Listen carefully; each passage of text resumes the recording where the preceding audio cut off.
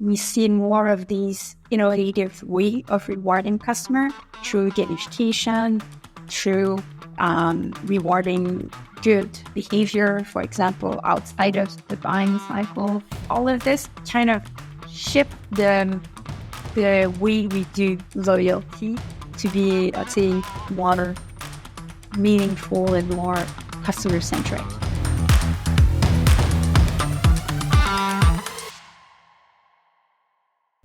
Hi, and welcome to Loyalty Stories, that is Antavo's podcast on customer loyalty and loyalty programs.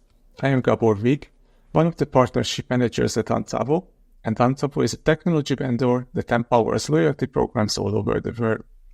We help various great businesses such as KFC, Benefit Cosmetics, and very well-known global automotive and fashion brands, airports, and so on. In this Loyalty Stories podcast, we dive into the trends around loyalty programs and customer loyalty. We talk with industry experts around the world to pick their brains to learn what's new and what's next for loyalty programs. Today's guest is Andreanne Rondeau, the founder of an independent consultancy called stratLX. Her consultancy has strategic and operational expertise in customer loyalty and relationship marketing.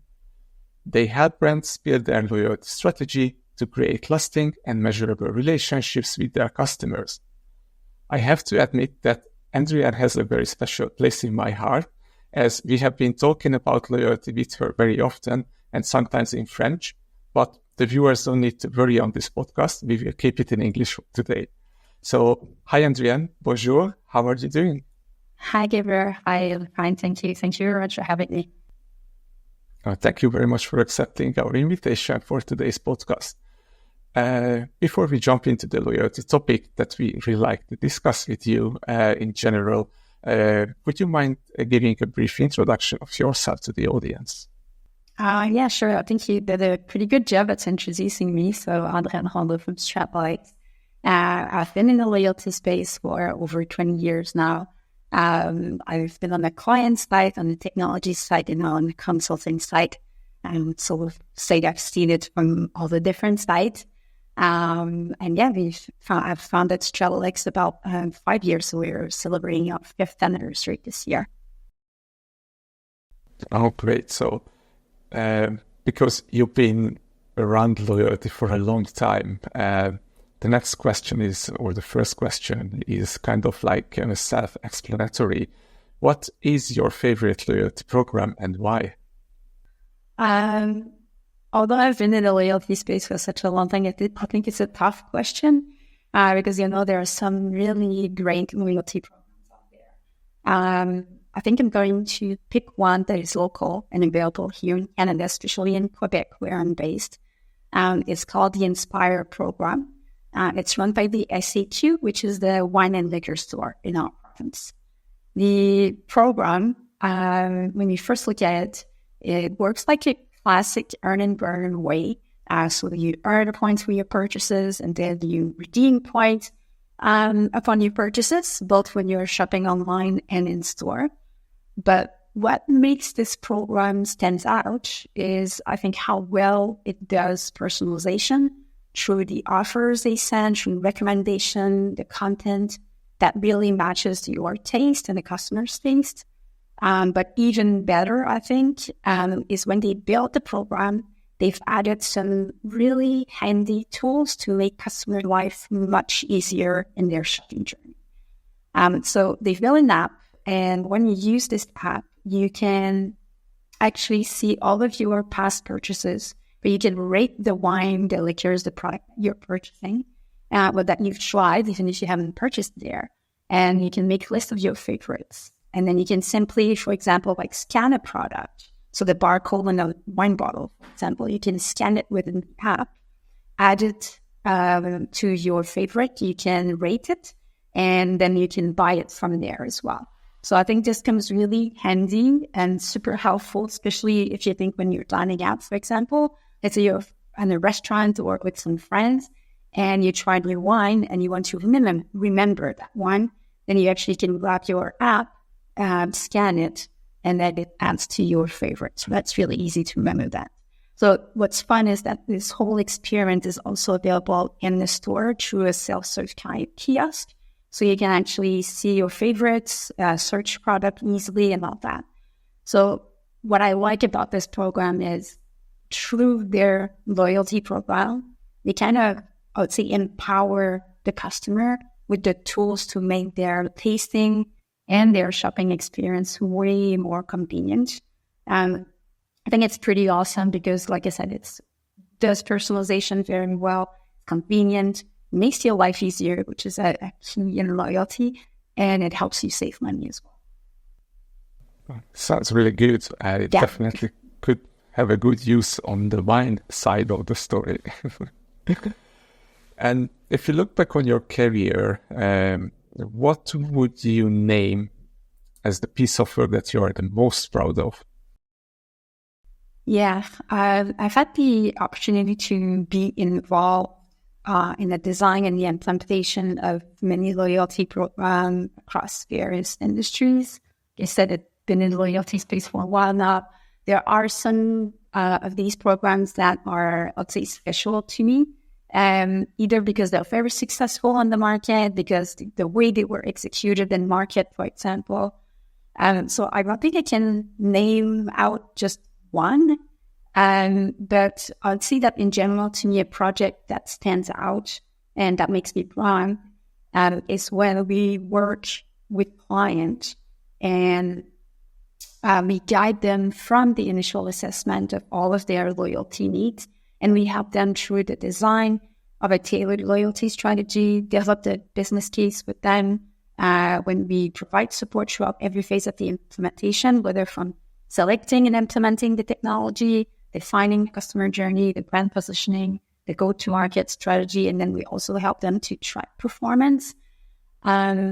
These projects, I love when we can support our clients in every phase. So these projects to me are like the ones that I'm the most proud of, I would say.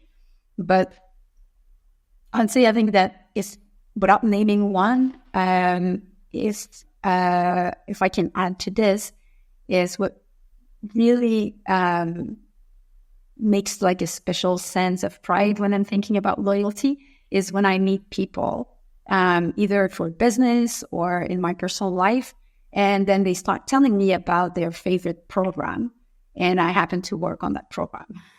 So I see this is really nice, and knowing that a loyalty program that had design and that I've implemented has positive impact on an individual like this, that's really rewarding to me, and that's probably what I'm the most proud of. That's definitely a sign of success there, I would say. And there have been lots of changes in the loyalty space in the past years. There's been lots of like economical changes. Also, we had COVID back in the day. And what do you think, what were the biggest changes in the recent 2 or 3 years? Yeah, definitely lots of changes, a bit of a roller coaster ride, I'd say. You're right, with COVID, that changed a lot. We do business, forced a lot of companies to go digital, find new ways to stand out. I think we've seen also a lot of major changes on how we collect and how we use customer data. In Europe, you guys have been impacted by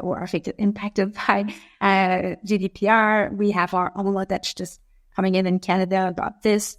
And now you said it, we're facing tough economic times, so definitely not an easy ride. But all of this, strangely, I would say, have a great impact on loyalty.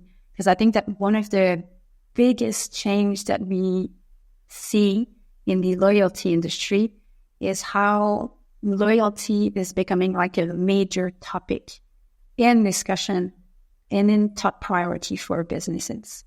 For many, when we look back, loyalty used to mainly be about offering a points-based rewards program.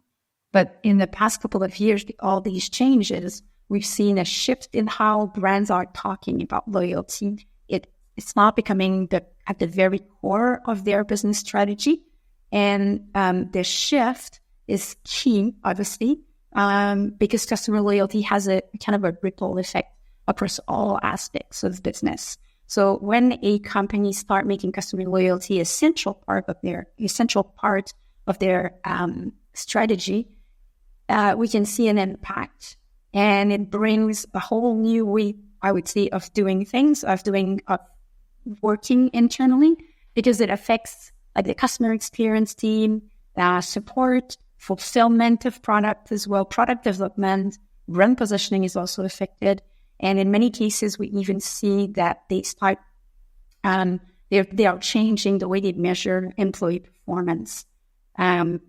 So when I'd say we're giving customer loyalty, like a central role in business strategy, which is what we're seeing happening at the moment, it gains more visibility at the C level. So it provides more resources, and it becomes like really like an integral part of the customer experience. So I think that's an important shift or an important change that we're seeing right now, because it doesn't just, when you get loyalty at the core of the business like this, you don't just build transactional loyalty, you really nurture like also emotional loyalty. And this also is something that is becoming more important for customers and for companies as well. And did anything surprise you in the past 2-3 years? I mean, any like programs coming up with a twist that was very new to the market, or any trend back in the day that was kind of like groundbreaking? I would not point like something very specific in innovation, I'd say, but it's the pace at which brands are revamping. We see that in the Global Customer Loyalty Report, that the stats about how many companies wish to revamp in the future. And it's actually interesting to see the numbers that we see in the report and the reality, what's really happening on the market. And we see that happening. So if there are companies that revamp, there's a lot of, especially in the retail industry, I would say, programs used to be very transactional. In other areas like airlines, for example, the emotional component's been there for a while, but we see more of these innovative way of rewarding customer through gamification, through rewarding good behavior, for example, outside of the buying cycle, things like this, like being more ethical in the way we reward customers as well, and definitely more transparent about the way we manage their data as well. So all of this kind of shift the way we do loyalty to be, I'd say, more meaningful and more customer-centric. Yeah, that's kind of an innovation change to me, definitely. Great. And if we look into the future in the loyalty space, what would you say, what the two main fresh trends will be there and the loyalty market? Not necessarily next year, but maybe towards the end of this year or maybe 2025. Yeah. We were just before starting this call, we were talking about like the Web3, the blockchain. So there's a lot NFT, there's a lot going on about this. It's a little bit unknown as of where it will grow. I tend to look at trends more in things that we see that are evolving right now and that are shifting right now. So I think I'm going to name the tailoring experience, product and services, and also meaningfully going beyond transaction engagement and rewards. Those would be the two, I'd say. So related to the micro-targeting we were talking and the VIP events as well. Those are linked to those two trends. Great. And do you think these trends will evolve somehow or grow? Yeah, definitely grow and evolve. Be more refined, I would say, because trends would see them more widespread in the future. But I think refined would probably be the right word in this case. Let's, for example, look at tailoring. Like I mentioned, tailoring experiences or tailoring product and services. in a nutshell, but it's personalization. It's all about personalization, and it's been a topic for brand, and I think that brands have been focusing on for quite a while now. But companies and marketers are working hard to give customer experiences and customer offers that are tailored to them, and that's been on for a while. But what we're seeing now, what we're noticing is that they're taking a more, once again, refined personalization approach to loyalty. They're taking it to the next level.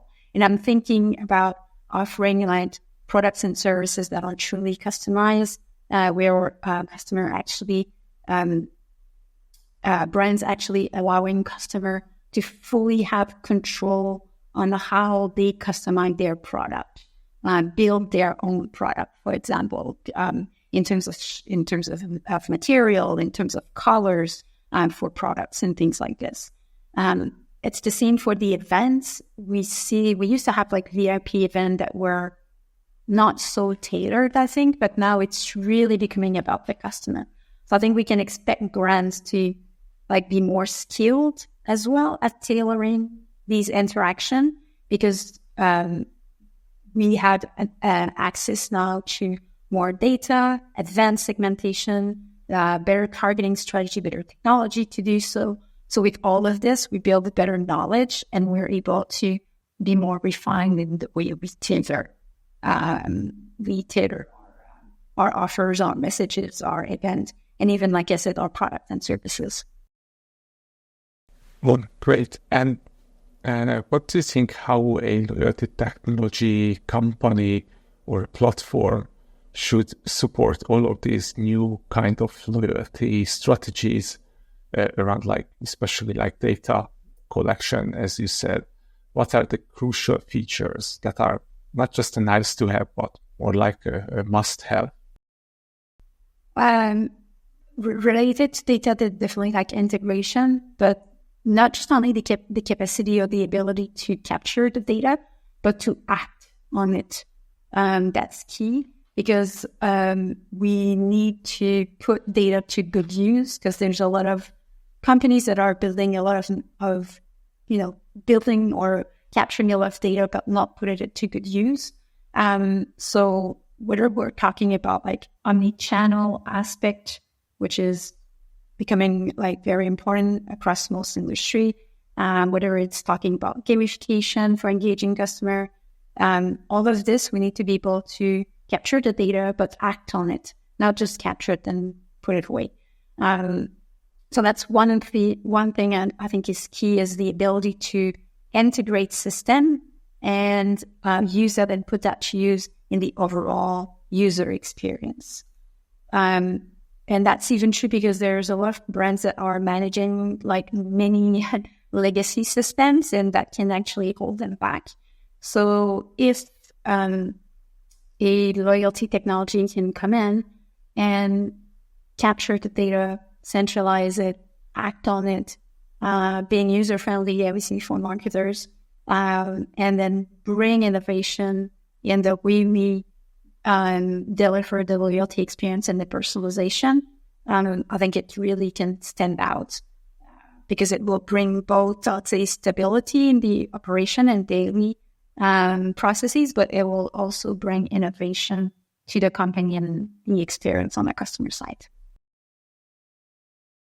When it comes to technology, there are often debates on certain situations or certain requirements of a brand. In general, what do you think, Andreanne? Is it better to buy a technology or build in-house? Oh, for most companies, I would say buying technology makes more sense, but there are some exceptions, definitely. It depends on the experience they have internally in terms of technology development, maintaining it as well. But I say that for most companies, it's better to actually get a license from a third-party technology, just because you make sure that the solution keeps evolving, It brings new feature and you benefit from all of this, because it's one thing to build a technology. It's another one to maintain it and keep it up to date as well. So that's why I think that for most company, buying or licensing would be the best approach. And when you talk about loyalty strategy with brands, what do you see these days? Who are your main stakeholders? Who is leading the project? What department in an organization? It goes from the digital team, especially in the retail industry. We see that it's a lot of the digital team that hold that, which sometimes comes with some challenge for the retail part when it's managed by the digital team. We sometimes see that it's a project that is led by CX team as well, which makes a lot of sense to me, being managed by the CX team, because loyalty is part of CX. It's at the core of CX. But obviously there's people involved in all or most departments, from brands, marketing, the data scientists, IT. So everything is, not all of the departments are involved in the project. But I would say like CX and digital marketing is usually the two departments that we see that are leading the project. Any additional advice to brands who are looking into loyalty these days and looking into implementing? Yeah, advice definitely. I think in terms of advice is to, I'm going to preach on my side, I guess, saying that, but to actually get a strong strategy before moving forward with technology. There's a lot of technology options on the market. And when you select your technology, it's for the long run. So we've talked about implementation a little bit earlier. So it is a major project to actually start implementing loyalty technology and launching a loyalty program. And you need to get the strategy right. So I think you really need to make sure that you have the right strategy, the right program structure, the right personalization and launch, revisiting your customer journey, like the whole loyalty customer experience first. And once you have that, you have a solid business case, which unfortunately is sometimes something that brands or companies are skipping or doing a little bit too quickly. Once you have all that, then you're in a good shape to actually go and seek out for technology. I think and I'm sure you're seeing it on your side as well. We're seeing too many companies like jumping these steps and going straight to technology, and then they may feel not as well served as they would have wanted, just because there's a gap between what they wanted to achieve and what the technology or what is being executed. So get ready with a good strategy plan, good business case, good requirements, and then jump into technology. Great advice, Andreanne, and yes, I 100% agree on that. And this is something really in line with Antavo philosophy as well. So we encourage prospects to reach out to us to have a solid strategy before they go for the technology, because they need to know all the KPIs, what they want to achieve in the program before they jump onto it, and then they engage for 2, 3, or multiple years, with someone. And it can seem sometimes like a big investment to start with, but I think it can cut price or cost down actually, because if you're well prepared, the implementation will go smoothly, and you're going to be go to market faster and have less rework as well. So yeah, that's a good point. Yeah, lovely. Thank you very much, Andreanne, for being here with us today and sharing all of your thoughts. I really enjoyed our conversation. Yeah, I did. Thank you very much for having me. I think my favorite part was when we were talking about micro-targeting and VIP as a trend. and how these will be refined in the future as part of the trend. And also, I really love this data capture, use the data, be like data-driven and run data-driven loyalty programs to improve personalization, tailoring your services and offers to your customers. I think this is definitely something more and more customers are eager to see in loyalty programs. And also other loyalty consultants on these interviews have shared the same view. So yes, really great to hear it as a trend. Okay, so thank you very much, Andreanne. And for the viewers, whenever you listen to us, be it on a podcast platform, YouTube or LinkedIn, please like us, like this podcast, subscribe to the channel. So this way you will get a notification when the next episode is out. And also tell us about what you think about loyalty in the comment section below. Also visit Antavo.com to discover your next loyalty software. Antavo is a next generation loyalty program technology vendor used by global brands like KFC, Benefit Cosmetics, Global Automotive, fashion brands, and airports all over the world. Also, don't forget to visit stratLX's website at stratLX.com or Andreanne's LinkedIn page to find out more exciting details of her work. Thank you and see you on the next one. Bye for now.